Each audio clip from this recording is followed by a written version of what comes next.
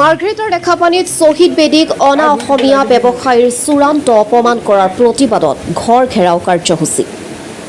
দল সংগঠন আৰু স্থানীয় ৰাইজৰ ওচৰত ক্ষমা প্ৰাৰ্থনা।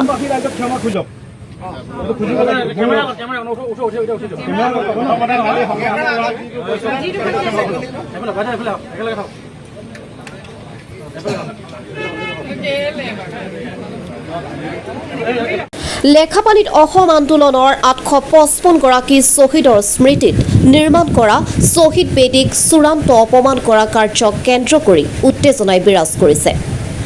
অশোক দাস নামৰ এজন অনা অসমীয়া ব্যৱসায়ীয়ে প্ৰথমে শ্বহীদ বেদীৰ মাটি বেদখল কৰাৰ উপৰিও বেদীটোৰ কাষতে নিৰ্মাণ কৰিলে শৌচাগাৰ টেংকি। এই ঘটনাক লৈ আজি লেখাপানীত তীব্ৰ উত্তেজনাৰ পৰিস্থিতি দেখিবলৈ পোৱা গৈছে। বিভিন্ন দল সংগঠনৰ লগতে স্থানীয় ৰাইজে দাসৰ ঘৰৰ সন্মুখত উপস্থিত হয়। টাই আহোম যুৱ পৰিষদ, সদৌ অসম ছাত্ৰ সন্থা, ছাত্ৰ মুক্তি সংগ্ৰাম সমিতিৰ লগতে স্থানীয় ৰাইজে প্ৰতিবাদ সাব্যস্ত কৰে। উল্লেখযোগ্য যে 1985 চনতে স্থানীয় ৰাইজে নিৰ্মাণ কৰা এই শ্বহীদ বেদীৰ কাষৰ ভূমি এতিয়া অনা অসমীয়া লোকে বেদখল কৰাক লৈ সৰব হৈ পৰিছে দল সংগঠনৰ লগতে স্থানীয় ৰাইজ। অৱশেষত প্ৰশাসনৰ সন্মুখত অশোক দাস আৰু তেখেতৰ পত্নীয়ে দল সংগঠনৰ লগতে স্থানীয় ৰাইজৰ ওচৰত ক্ষমা খুজি শ্বহীদ বেদীত বন্তি প্ৰজ্বলন কৰে।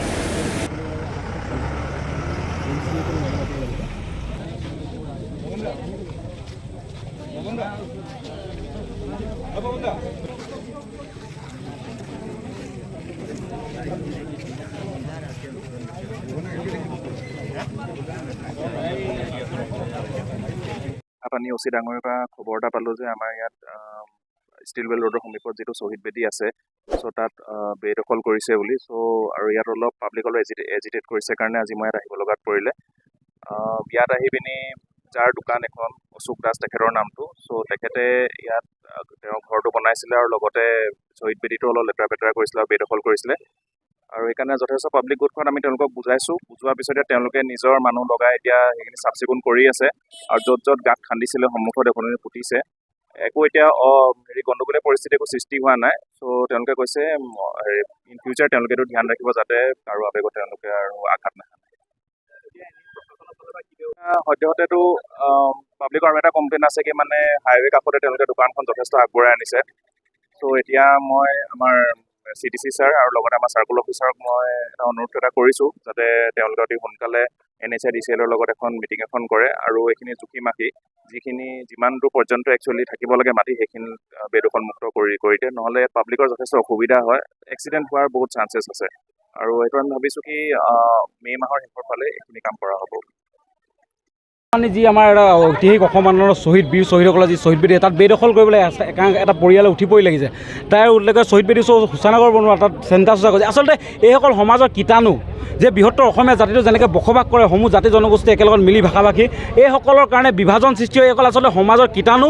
আৰু এই ক্ষেত্ৰত আমি ক'ব বিচাৰোঁ প্ৰশাসনে কিন্তু অসমীয়া যুৱক যুৱতীয়ে যেতিয়া ভুল কৰে নিজাববীয়া গোচৰলৈ জেল হাজতলৈ প্ৰেৰণ কৰি দিয়ে। এইসকলৰ ওপৰত নিজাববীয়া গোচৰ লওক প্ৰশাসনে, তেতিয়া অসমীয়া ৰাইজে পুনৰ প্ৰশাসনৰ ওপৰত আস্থা কৰিব, আস্থা বিশ্বাস আহিব অসম পুলিচৰ ওপৰত। আৰু শ্বহীদক অপমান কৰা কোনোপধ্যে গ্ৰহণ কৰা নহ'ব। আমি সময়সীমা বান্ধি দিছোঁ, তেওঁলোকে শ্বহীদ বেদী প্ৰাংগণ মোকলাই দিব লাগিব। অন্যথা কিন্তু লেখাপানী ৰাইজৰ লগত লেখাপানী যি সচেতন ৰাইজ জাতীয়তাবাদী ৰাইজক লৈ আমি সমূহ দল সংগঠনে নিজাববীয়াকৈ আমি মোকলাই দিবলৈ আমি প্ৰস্তুত হৈ আছোঁ গোটেই বিষয়টোত। আৰু এই কথাবিলাকক আমি কৈছোঁ যে গৰিহণাযোগ্যই নহয়, কেৱল তেওঁলোকক সমাজে চিনাকি কৰি থোৱাৰ প্ৰয়োজন আছে। তেওঁলোক জাতিদ্ৰোহী বুলি আমি আখ্যা দিছোঁ। আজি কি কৰিলে? আমি আহিলোঁ শ্বহীদ বেদী প্ৰাংগণ ইতিমধ্যে চাফ চিকুণ কৰা হ'ল। আমি আমাৰ যি সমজিলা আয়ুক্ত তেওঁক আমি ইতিমধ্যে কৈছোঁ গোটেই তালিকাখন উলিয়াব লাগিব, শ্বহীদ বেদী মাটি মোকলাই দিব লাগিব। শ্বহীদ বেদী চাফ চিকুণ কৰি ধুৱাই সেই পৰিয়ালে তাত বন্তি প্ৰজ্বলন কৰি ক্ষমা বিচাৰিছে। আমি তেওঁলোকক কৈছোঁ যে আপোনালোকে আমাৰ হেঁচাত ক্ষমা বিচাৰিব নালাগে, আপোনালোকৰ নিজৰ বিবেকে ক্ষমা বিচাৰক। 860জন তেজাল যুৱক যুৱতীয়ে নিজৰ জাতিটোৰ কাৰণে ভাষাটোৰ কাৰণে প্ৰাণ দিছিল। তাত কেৱল গগৈ, সন্দিকৈ, নেওগ, শইকীয়া বা এনেকুৱা বিষয় নাছিল। তেওঁ দেৱো আছিলে, তাত দাসো আছিলে, তাতো বিশ্বাসো আছিলে, সিঙো আছিলে। তেওঁলোকে উপলব্ধি কৰিব লাগিব, তেওঁলোকৰ মন মগজত ক্ৰিয়া কৰিব লাগিব। তেওঁলোকে যি এটা মানে বেলেগ ধৰণৰ প্ৰতিষ্ঠা কৰিব বিচাৰে বিচাৰি আছে এইবোৰ অঞ্চলত, এই অঞ্চলসমূহত আমি কিন্তু স্পষ্টকৈ কৰিছোঁ তেওঁলোকে ইয়াত দোকান আছে, তাত দোকানত ভাষাত এটা অসমীয়া ভাষা নাই তেওঁলোকৰ দোকানখনৰ বেনাৰ, তেওঁলোকে তাত বাংলা ভাষা ব্যৱহাৰ কৰিছে। আচলতে তেওঁলোকে বাংলা জাতীয়তাবাদ অসমত প্ৰতিষ্ঠা কৰিব আহিছে নেকি?